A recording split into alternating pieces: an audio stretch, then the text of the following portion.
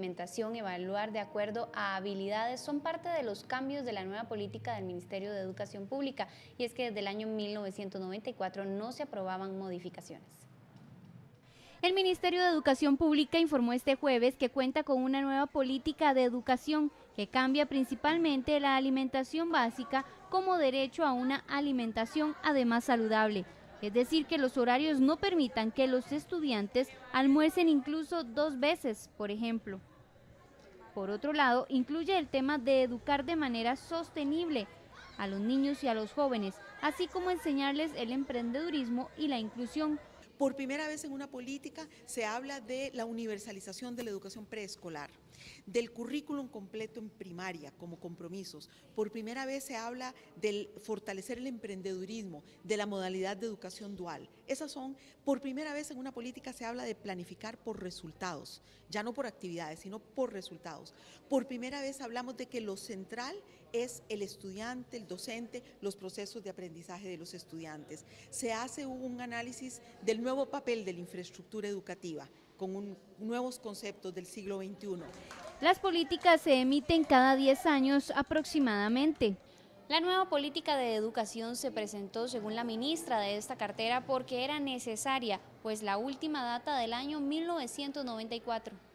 Por su parte, el presidente de la República agregó que en materia de educación sexual, el gobierno será respetuoso de lo que decidan los padres de familia. El mandatario agregó que espera que los padres de familia no tomen medidas de protesta por esta causa, donde el gobierno está siendo muy respetuoso. Respeto absoluto a los padres y madres de familia que puedan tener una opinión discrepante con respecto a ese tema, y no solamente por razones de orden religioso, sino también conceptual o intelectual. Nosotros no podemos de ninguna manera menoscabar esas opiniones, desmerecerlas y no darlas por conocidas, con todo respeto, ¿verdad? Recordemos que la educación sexual se impartirá por psicólogos a partir de un 10º año y en los niveles de 7º a 9º será impartida en las lecciones de ciencias. Bueno, y relacionado con este tema, resulta que según los últimos estudios sobre niñez y adolescencia, las mujeres inician su actividad sexual cada vez más jóvenes. Ahora las mujeres se convierten en madres, por otro lado, ahora las mujeres se convierten en madres a partir de los 17 años. En el marco de la celebración del Día Internacional de los Derechos Humanos el próximo 10 de diciembre, la Comisión Permanente Especial de la Mujer de la Asamblea Legislativa desarrolló un conversatorio sobre la situación del embarazo en adolescentes, así como las situaciones que enfrentan las mujeres día a día al ingresar a una sala de partos.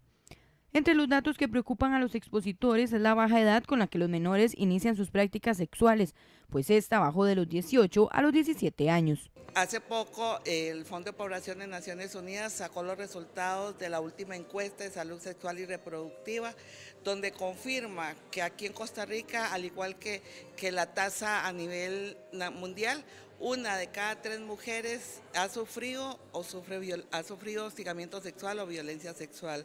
Y también se confirma que niñas menores de 18 años, aproximadamente 30 niñas están dando a luz por día, y muchos de estos embarazos de estas niñas son productos de hombres adultos.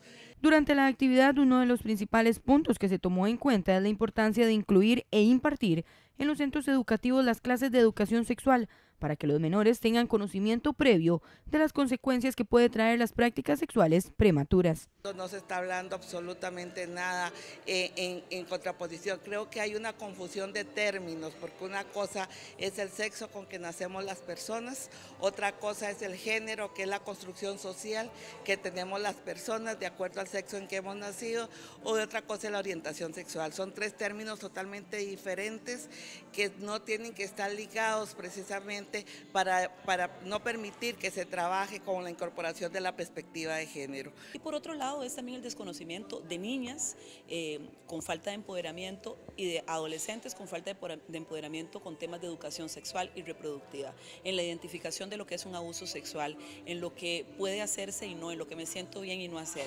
Por eso también es muy alarmante cuando entramos en una discusión país sobre que no hayan clases de educación sexual. Además, se planteó la idea de crear más legislación que permita tener un mejor manejo de los menores en este tema. Bien, y para ampliar sobre este tema ya están con nosotros nuestros invitados, Katia Grosser, directora de Vida Estudiantil del Ministerio de Educación Pública, muy buenos días, y Juan Carlos Zamora, experto en sexualidad reproductiva, buenos días también, muchas gracias a ambos por acompañarnos. Bueno, son datos realmente preocupantes, embarazo adolescente y demás. Tal vez empezamos con usted, doña Katia. Empecemos con el tema de las guías de sexualidad. Vamos a ver, y la idea es, Jennifer, lo comentábamos ahora a esta cámara, aclarar sobre cuál es la realidad que se está viviendo hoy en día en los colegios o en las escuelas y colegios. ¿Cuál es el papel que tiene la familia? ¿Cuál es el papel que tiene el centro educativo? ¿Cuáles son los datos de esta realidad? Para eso nos está acompañando Juan Carlos, que es del Fondo de Naciones Unidas para la Población, y también doña Rocío, que le toca tremenda tarea. Aquí el viento, perdón que interrumpa, ¿verdad, Jennifer? O sea, yo siento, nosotros estamos en un 5º piso y esto es impresionante, el sonido de todos los techos que genera el viento, las ráfagas de viento tan fuerte, 70 kilómetros por hora estaban diciendo, Jennifer. Sí, exactamente. Y bueno, va a mantenerse en las próximas horas hasta el martes, y perdón el paréntesis, pero es que si en algún momento se escucha también, ¿verdad? Más allá de este son, si vemos una lata de zinc volando, dice por ahí David Roversi, no es por menos, es que estamos con ráfagas de 70 kilómetros por hora. Y es que pero eso iba yo, justamente, tema. estos datos nos revelan una situación en el país realmente alarmante. ¿Cuál es la función padres de familia? Bueno, y ahora con esto de las guías con respecto al Ministerio de Educación Pública. Claro, y uno también, perdón que agregue a Jennifer, o sea, ¿por qué aparecen las guías de educación sexual? ¿Por qué hoy en día se consideran necesarias? ¿Tienen cuánto se ha capacitado el personal? ¿Tienen una nueva, cuál es esa función que están generando en este momento? Y a partir del próximo año, Jennifer, es que empiezan. Así es. Bueno, muy buenos días. Muchísimas gracias por este espacio. Tal vez es importante hacer algunas puntuaciones. Los programas de afectividad y sexualidad integral fueron programas aprobados por el Consejo Superior de Educación en el 2012, implementados a partir del 2013. En ese momento se incorporó el programa para 7º, 8º y 9º, o sea, lo que se llama el 3er ciclo de la educación general básica. Ese programa, digamos, cuando se genera en el... Voy por partes, espérese un minutito. Vamos a ver, Katia Grosser, directora de Vida Estudiantil. Los programas de afectividad empezaron en el 2013. Sí, a ponerse en práctica, fueron aprobados por el Consejo Superior. ¿En qué materia? No, se pusieron en práctica en el 2013, sí, ya, o sea, hace 4 años. Sí, eso tal vez es a lo que voy. Nosotros lo que hacemos en el 2015 es una evaluación de eso que se venía dando. Ya para el 2015 teníamos jóvenes que habían recibido el curso en 7º, 8º y 9º, y eso nos permitía hacer una evaluación. Una evaluación en términos generales de cómo había estado la implementación, qué se podía mejorar. Lo que encontramos ahí es que 3 cosas muy importantes. Los chicos y las chicas piden que ese programa esté, que les sirve y ojalá se pueda profundizar más. Los padres de familia lo apoyan en una gran mayoría y los docentes nos dicen que lo han implementado, se implementan en ese momento y así hasta ahora como una unidad en la materia de ciencias. O sea, los profesores y profesoras de ciencias, una de las 5 lecciones debe ser dedicada al programa de afectividad y sexualidad. Y también con apoyo de los y las orientadores. Los y las orientadores, así como los profesores de ciencias, nos señalan que necesitan un poquito más de capacitación. Pero para este año se va a mantener igual, ¿verdad? Ahora, para este bueno. año el programa se profundiza y se mejora de acuerdo a las solicitudes. En el 3er ciclo, o sea, en 7º, 8º y 9º, se mantiene dándose siendo impartidos por los profesores de ciencias y se agrega, y esto es muy importante, una materia específica de afectividad y sexualidad integral en 10º año o en lo que se llama la educación diversificada, porque en algunas modalidades se va a hacer en un 10º. En 10º año es una materia nueva en el currículum específicamente y va a ser impartida por los y las docentes de psicología. Ok, pero una materia más. Una materia más en el 4º ciclo. Vamos por partes, doña Katia Grosser, vamos a ver.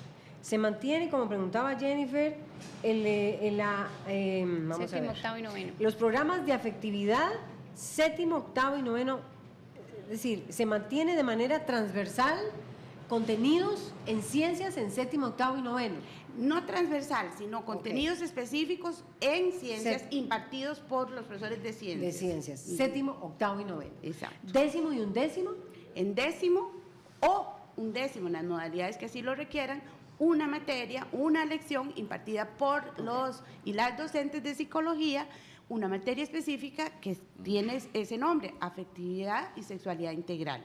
Es una nueva materia en el currículum. Ya no es como en tercer ciclo, que sí la mantenemos como un contenido en ciencias. Pero a pesar de que el programa es un contenido específico, debe darse de esa manera, el programa está, digamos, con dos modalidades. Uno, integrado en una de las materias y otro con una materia específica en décimo año, que es lo nuevo que nosotros agregamos. ¿Qué contenido va a tener esta nueva materia, verdad? Okay. Impartida por psicólogos. ¿Qué tan importante es también que lo den los psicólogos por el tema de tratarlo dentro de adolescentes, verdad? Okay. Bueno, acá es importante saber que esto obedece a un modelo, tiene toda una lógica, digamos, no son programas que una ocurrencia muy sencilla o un plan o una guía, no, un programa que tiene principios rectores, que tienen principios de este modelo, que tienen contenidos rectores y que además tienen saberes, que son 8 saberes que juntos conforman el programa, tanto en tercer ciclo como en cuarto ciclo. Digamos, los principios rectores, y a mí esto me parece muy importante, tienen que ver con el derecho, digamos, el interés superior del menor, o de niños, niñas y adolescentes. Eso es lo primero que debe regir. Luego es muy importante que vaya de acuerdo al desarrollo, ¿verdad? Lo que se llama generacional contextual. Luego es muy importante que tenga una base de derechos humanos, también que se respete la participación, y esto es muy importante porque también de acuerdo a la autonomía progresiva. ¿Qué significa? Que nosotros no podemos dar a los y las chicas contenidos que de alguna manera alteren su propio proceso de desarrollo. Pero, Katia Grossi, si usted me tuviera que decir a mí, en términos sencillos, ¿qué es lo que incluyen los programas? Vamos a ver, ¿qué hablan? Transexualismo, identidad de género, me han dicho. Es decir, ¿qué temas bueno, entonces, acá ven los estudiantes de décimo y undécimo? ¿Qué temas ven los estudiantes de séptimo, octavo, noveno? Ok, eso se los voy a decir, digamos, primero es que es muy importante porque lo que ha pasado es que se retoman algunas situaciones de aprendizaje que son situaciones muy puntuales, pero si no se miden en el contexto, entonces pareciera como que se la sacaron de la manga. Exacto, entonces, bueno, a mí me parece que es muy importante saber los 8 saberes que están contenidos, que en conjunto estos 8 saberes son lo que conforman el programa.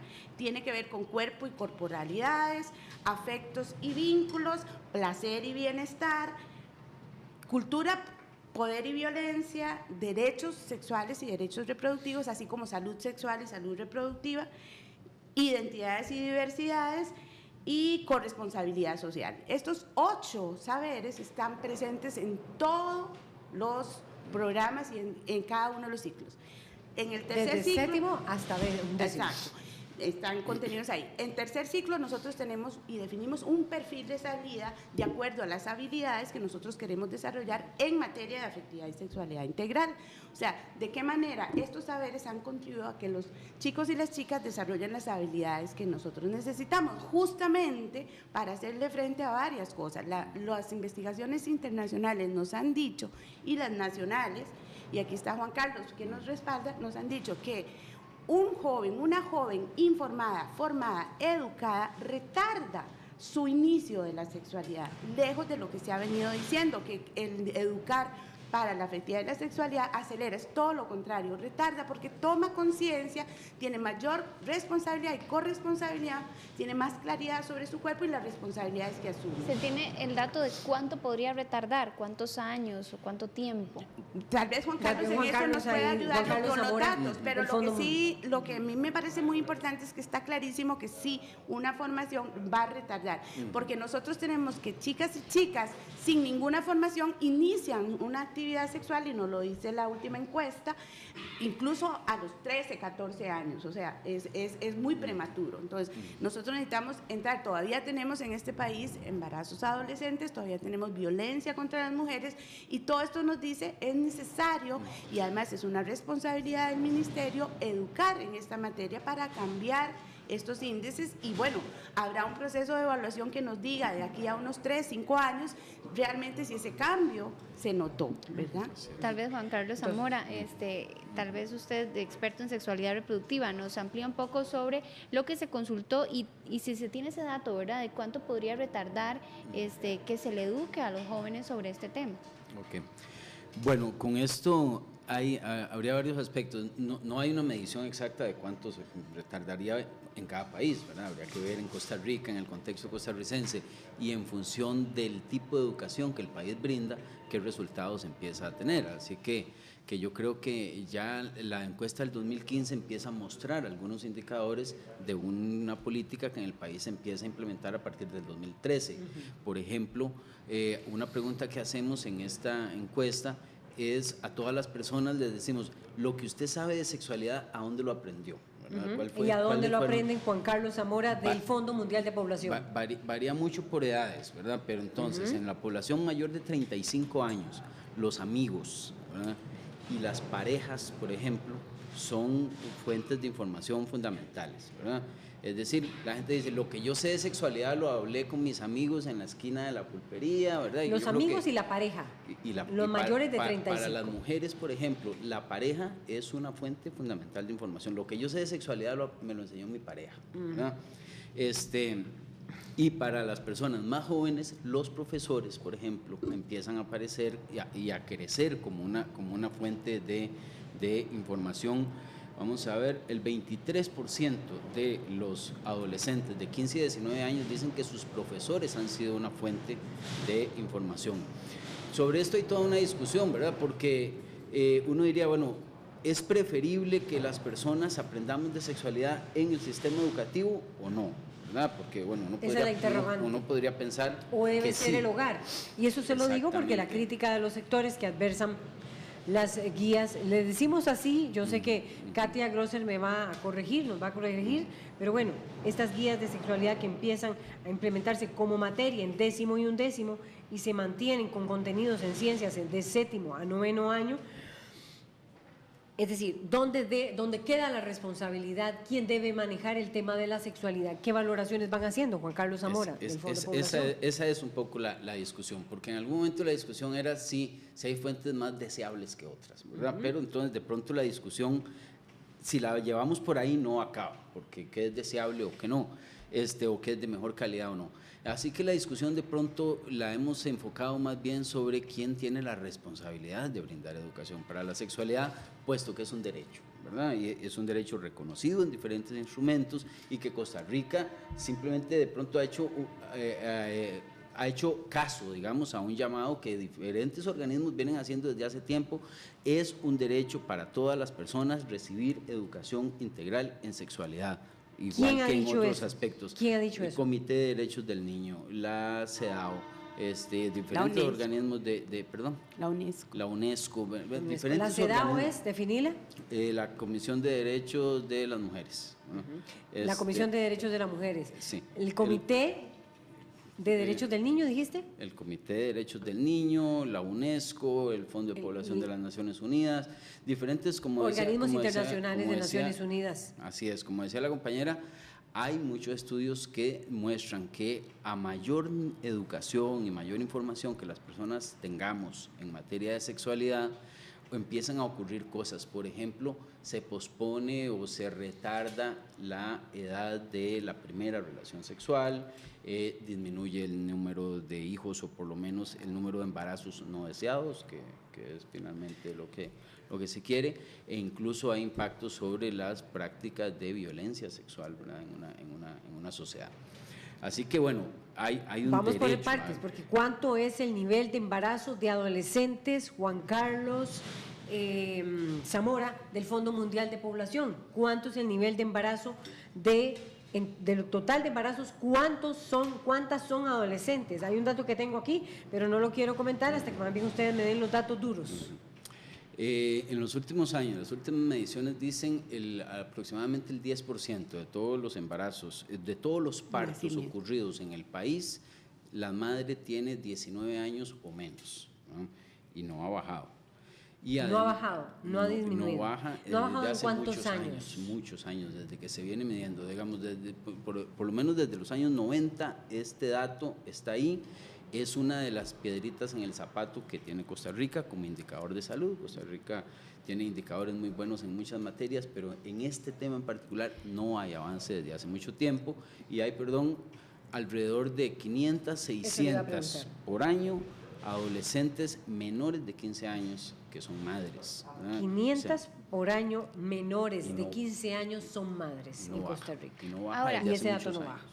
¿Cuánto consideran ustedes que dentro de cuánto tiempo podrían verse los efectos de estas guías y de esta nueva materia que va a impartir el Ministerio de Educación? Si en 2 décadas o una década que usted menciona, el embarazo menores de 19 años no ha bajado, ¿en cuánto podríamos ver tal vez un efecto? Bueno, ahí es importante pensar que es un proceso, Rocío, ¿verdad? Y entonces creo que no antes de 5 años. No antes de 5 años, porque los chicos, digamos, y las chicas que estarán iniciando con con esta nueva, digamos, propuesta de educación, que es renovada, digamos, pero que ya se implementaba desde el 2012, empiezan en 7º, entonces pensamos que ellos lleguen hasta terminada su ciclo educativo, entonces son unos 5 años para poder entender, digamos, un proceso. 5 años para la primera generación que la recibe completa, ¿verdad? Entonces a mí me parece que es importante.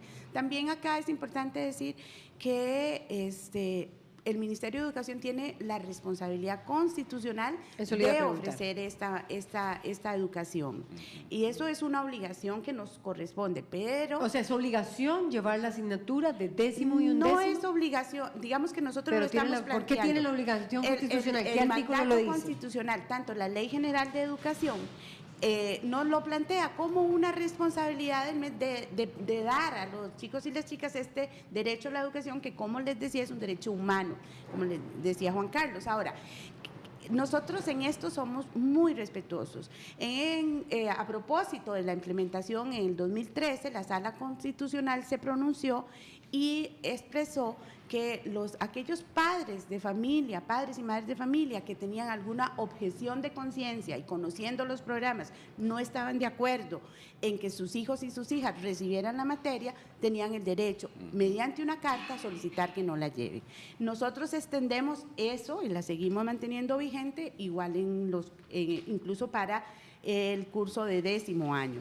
¿Qué quiere decir? Que un padre, una madre de familia, conociendo los programas, viendo, porque esto para nosotros es muy importante, nosotros le solicitamos a padres y madres de familia que ingresen en la página del MEP, en internet se encuentran en el MEP, ahí página docentes y en docentes programas de estudio, y ahí pueden encontrar ambos programas de estudio, los de 3er ciclo y los de 4º ciclo, que una vez revisando estos contenidos y considerando que no están de acuerdo, hagan una carta, y esto es muy importante, cada padre y cada madre hace su carta diciendo que desea que su hijo o su hija no lleve la materia y no la va a llevar. Okay.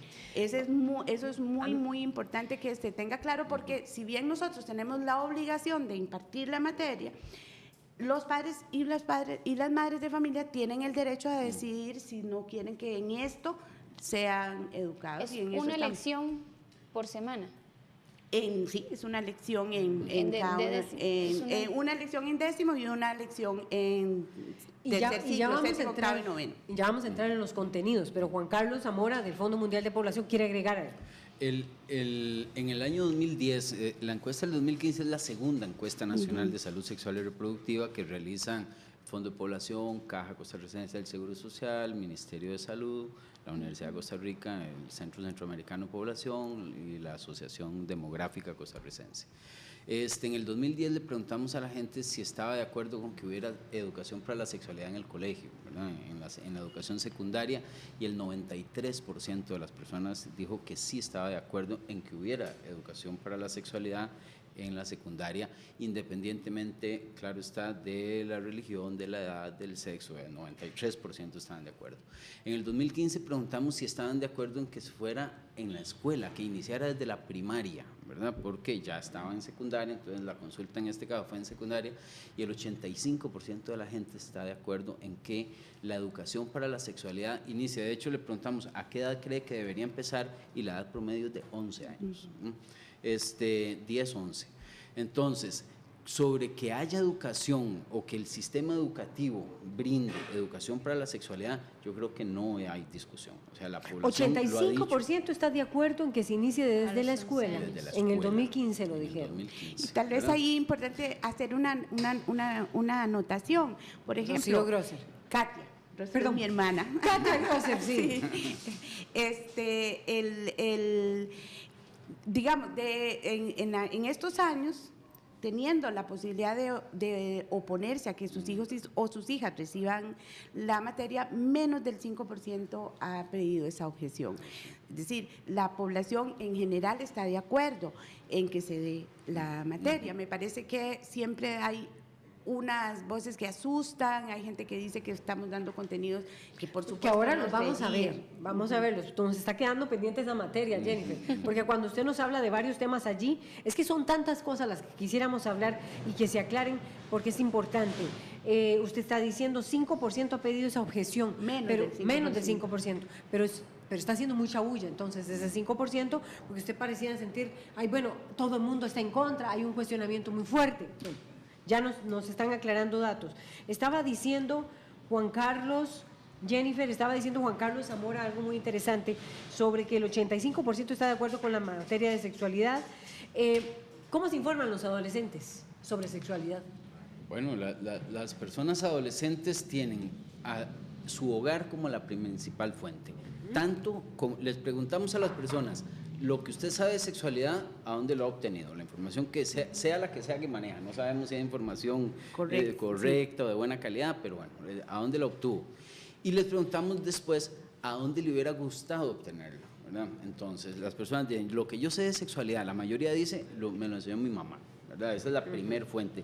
No el hogar exactamente, sino la madre en particular, ¿verdad? El rol de la madre. Así es, que es, entre otras cosas, la educadora en materia de sexualidad, tanto para hombres como para mujeres. En segundo lugar, el padre, bastante por detrás, pero en segundo lugar, y luego empieza a variar, según las edades, ¿verdad? Porque entonces, como decía antes, los amigos, por ejemplo, y los medios informales son muy importantes para todas las personas mayores de 35 años, por ejemplo. Aprendimos de sexualidad en la calle, básicamente, ¿verdad? Para las personas más jóvenes, el colegio y la escuela empiezan a aparecer, incluso el internet y cosas como fuentes importantes. Pero además les preguntamos a las personas a dónde le hubiera gustado obtener la información. Ya nos dijo a dónde la obtuvo, pero a dónde le hubiera gustado. Entonces aparece de nuevo la mamá, pero con más fuerza. O sea, hay más gente que le hubiera dicho, a mí me hubiera gustado que mi mamá me lo dijera, y también mi papá, y aparece el colegio, por ejemplo, entre la población más joven. La gente más joven dice, a mí me gustaría que en el colegio me explicaran o me dieran información sobre sexualidad. Y otros datos, porque la madre, como vemos, y los profesores son fuentes importantes, pero le preguntamos a la gente, ¿qué tan satisfecho está usted con la información que usted recibió de sus padres sobre sexualidad? Y en promedio el 66% de la gente está poco o nada satisfecho con la relación. La pregunta es, satisfacción sobre la comunicación que tuvo con sus padres en temas de sexualidad. El 80% de las personas mayores de 35 años estamos poco o nada satisfechos con la comunicación que tuvimos con nuestros padres en materia de sexualidad, ¿verdad? Que además son padres. Es una reprobación eso. Si vemos, además les preguntamos a las personas, a todas las personas, ¿cuánto cree usted que sabe sobre una lista de temas? El ciclo menstrual, anticonceptivos, diversidad sexual, y 50% de la gente dice, yo de eso no sé nada. ¿verdad? Entonces, el tema de que la familia... ¿De cuál gente? Perdóname, Juan Carlos Zamora, porque ¿en general encuesta estás hablando o de los adolescentes nos estamos concentrando? No, a toda la población encuestada, le preguntamos... 50% no sabe sobre métodos anticonceptivos. Sobre diferentes temas. Ahí tal vez a mí me gustaría... Podríamos nada más terminar los temas y Katia Grosser del Ministerio de Educación, ya vamos contigo para nada más ir ampliando, cerrando ideas. Alrededor del 50% ¿Cuáles son esos temas? de las personas, vamos a ver, voy a buscar aquí está.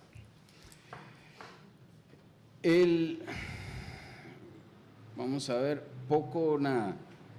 El 40% de las personas dice saber poco o nada sobre responsabilidad compartida en la crianza de los hijos, sobre infecciones de transmisión sexual, incluyendo el VIH, el 22% de la población dice que sabe poco o nada, y ese porcentaje aumenta a 25% entre la población mayor de 35 años, que es de alguna manera la que está menos informada. Pero entonces el 80% se considera que sabe información sobre el SIDA. Que sabe algo, VIH, algo. Sí, porque son diferentes temas, ¿verdad?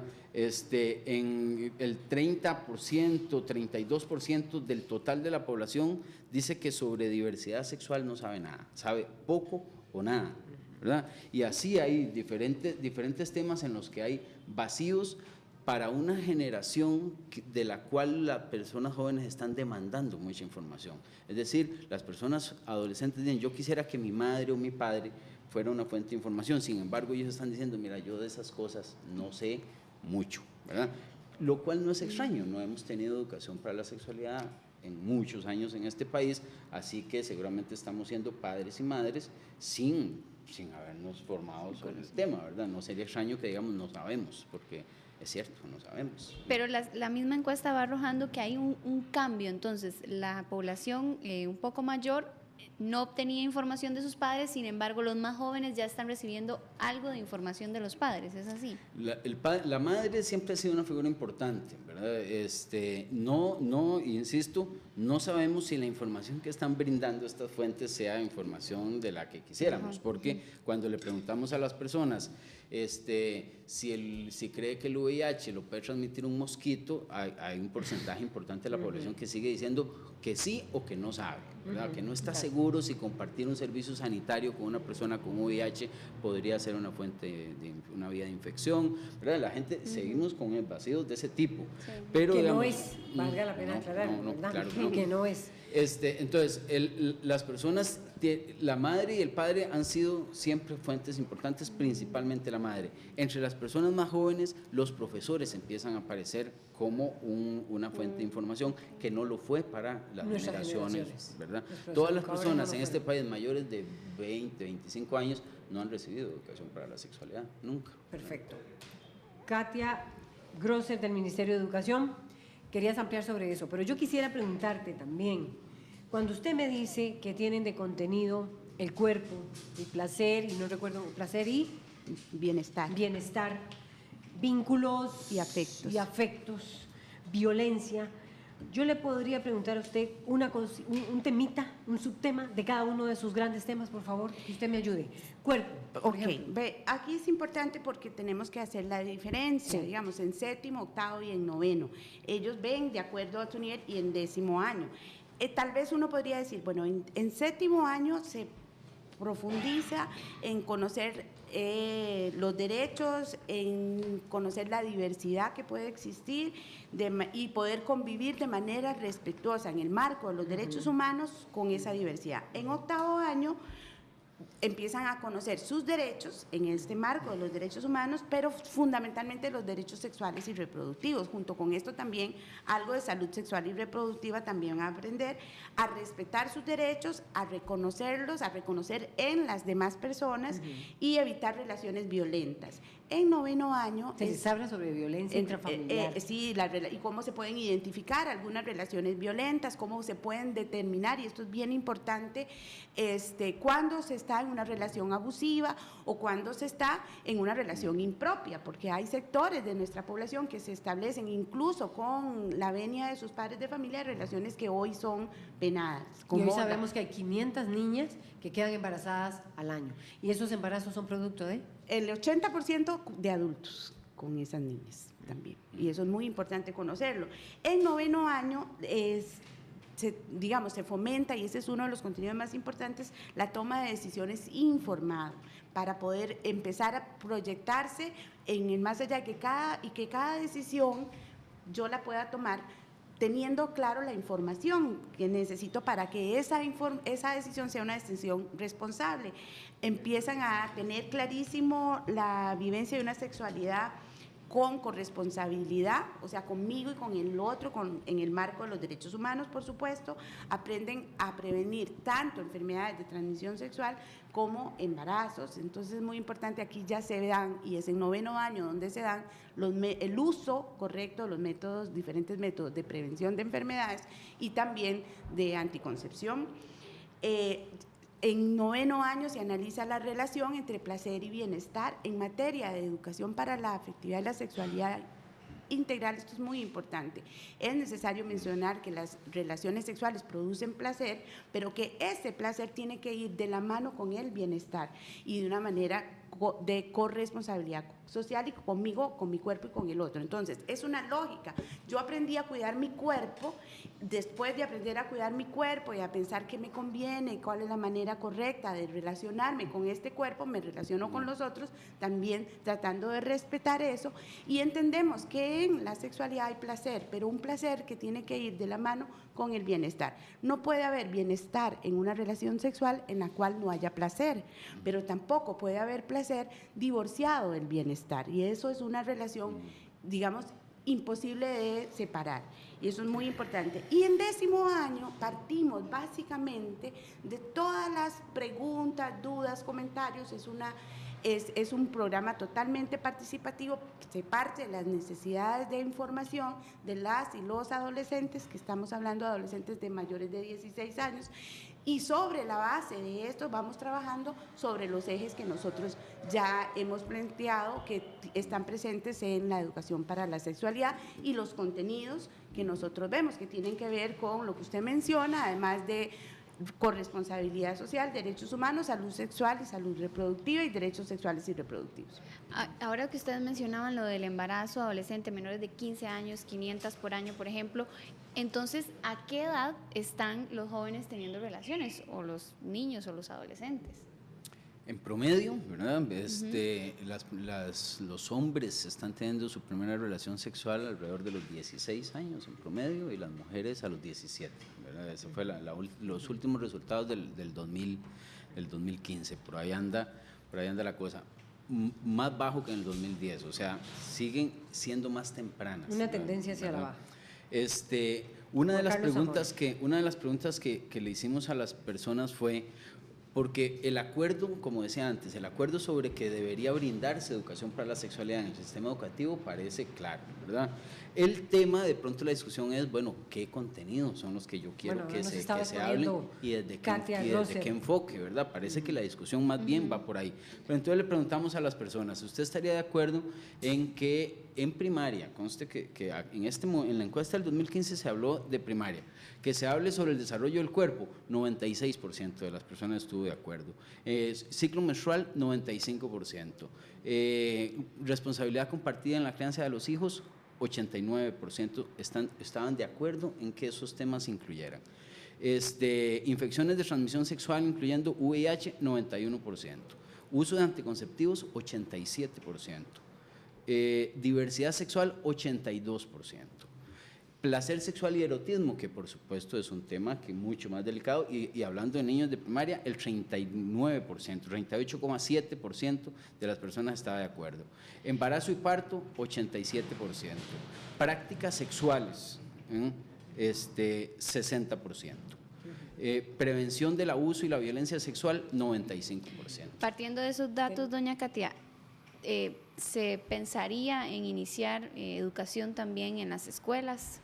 Bueno, eso es una tarea pendiente que le quedará a las nuevas administraciones que no sabemos. Digamos que nosotros, aquí también es importante recalcar que en el programa de ciencias, históricamente, en primaria, algunos de esos contenidos ya están incluidos, por ejemplo, el funcionamiento de los diferentes sistemas del cuerpo humano, entre ellos el sistema reproductivo, y también el cuidado de sí, el cuidado del cuerpo, y también es un tema que se ve en primaria como parte de los contenidos de ciencias, los cambios hormonales que ocurren con la pubertad. Entonces, bueno, hay algo de eso que ya está incorporado en ciencias, que es una materia y que, bueno, ha estado incorporado históricamente, digamos, no es nuevo. Nosotros sí creemos muy importante, con base en todos los datos de la encuesta, y esto también me parece necesario recalcarlo, estos contenidos han sido muy revisados sobre la base de conocimiento científico, porque Juan Carlos decía bien, la mayoría de la gente le parece deseable que la educación venga de la familia, pero ¿qué tipo de educación va a dar a alguien que no ha tenido educación sobre la materia? Creo que esto empieza a cambiar si las generaciones actuales reciben formación. Cuando ellos sean padres y madres de familia, muy probablemente van a poder dar una información muchísimo más depurada, con mucho menos temor, con más facilidad, porque el tema de la sexualidad es un tema que tiene muchos tabúes, muchos mitos, muchos temores. Hay padres y madres que nos han dicho, a mí sí me ayudaría que ustedes dieran una parte, porque a mí me cuesta hablar de eso, ¿verdad? Por timidez, porque también hay desconocimiento sobre algunos temas. Entonces yo siento que, como decía Juan Carlos, la mayoría de los padres y madres de familia están agradecidos de que podamos complementar esa educación, que podamos brindar información que a ellos carecen y que además nosotros sustentamos, y esto quizás es una garantía que el MEP da, que la información que se da es una información veraz, libre de todo tipo de ideología, es una información científica, ¿verdad? Y está pensada en los contenidos que puedan desarrollar habilidades para que los chicos puedan asumir una vida con responsabilidad, una vida sexual integral, saludable, y además podamos bajar los índices de embarazo y violencia entre las relaciones. Bien, muchas gracias a Katia Grosser del Ministerio de Educación y también a Juan Carlos Zamora del Fondo Mundial de Población. Buscamos a los gremios, tanto en la APSE, la Asociación de Profesores de Segunda Enseñanza, la ANDE, la Asociación Nacional de Educadores, y el SEC, Sindicato de Educadores, y dijeron, por lo menos en el caso del SEC, que ellos todavía no han hecho un balance final. La APSE nos canceló de última hora, don Ricardo, olvidé el apellido de Ricardo, el presidente de la APSE, nos canceló ayer en la noche, así que bueno, hay una serie, la ANDE está retomando el criterio de la asesoría jurídica sobre este tema, y hay comentarios, Jennifer, y con eso nos vamos a corte. Así es, vamos a pedirles a nuestros compañeros, si lo tienen ya listo en pantalla, tenemos el comentario de María Luisa Zamora: excelente contar con guías de educación sexual. Vemos el siguiente, dice Reiner, dice: por dicha este gobierno y gente como ustedes al frente del Ministerio de Educación Pública está terminando, no desperdicien los recursos del Estado en sus ocurrencias. También tenemos a Patricia Nava: los niños no solo tienen dos fuentes de aprendizaje, el hogar y la escuela, sino una falla, la otra funciona. Así es, muchísimas gracias a ustedes también por acompañarnos. Se nos fue el tiempo y tenemos que venir con el tema de Jerusalén. Ya está Antonio Barrios listo para ponernos en perspectiva el reconocimiento que hizo Donald Trump del traslado de su embajada en Jerusalén. Y tenemos una información internacional, se reporta también una explosión en Manhattan en este momento, y están las autoridades haciendo las investigaciones sobre lo que está aconteciendo en Manhattan. Repetimos, esa explosión que se percibió en Nueva York. Esta es información de último minuto que se está generando.